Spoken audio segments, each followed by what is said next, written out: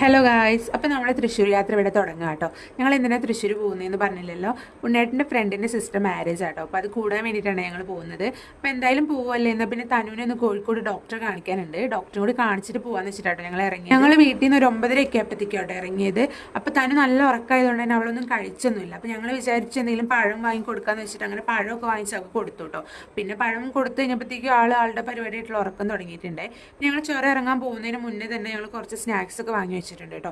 നമ്മളെ കവാടത്തിന്റെ ഫ്രണ്ടിൽ എത്തിയപ്പോഴത്തേക്കും നല്ല കോട ഇറങ്ങിയിട്ടുണ്ടായിരുന്നേ. ഒന്നും കാണാൻ പറ്റുന്നുണ്ടായിരുന്നില്ല. നല്ല തണുപ്പൊക്കെ ആയിട്ട് ആട്ടോ ഞങ്ങൾ ചുരം ഇറങ്ങിയത്. ആദ്യമൊന്നും പ്രശ്നം ഉണ്ടായിരുന്നില്ല. പിന്നെ പോവെ നല്ല കോടയായിരുന്നു കേട്ടോ.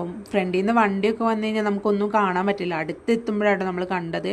അപ്പോൾ വളരെ സൂക്ഷിച്ച് പതുക്കെയാട്ടോ ഞങ്ങൾ പോയിക്കൊണ്ടിരുന്നത്. 9ാമത്തെ വളവ് ഇറങ്ങിയപ്പോൾ തൊട്ടിട്ട് ഫുള്ള് ബ്ലോക്കായിരുന്നേ. 6ാമത്തെ വളവ് തൊട്ട് ബ്ലോക്കാന്ന് കേട്ടോ അവിടുത്തെ ഒരു ചേട്ടൻ ഞങ്ങളോട് പറഞ്ഞത്. എന്താ കാരണം എന്ന് ആദ്യം ചോദിച്ചപ്പോൾ KSRTCക്ക് എന്തോ പണി കിട്ടിയിട്ട് അവിടെ ബ്ലോക്കായി കിടക്കാന്ന് കേട്ടോ ഞങ്ങളോട് പറഞ്ഞത്.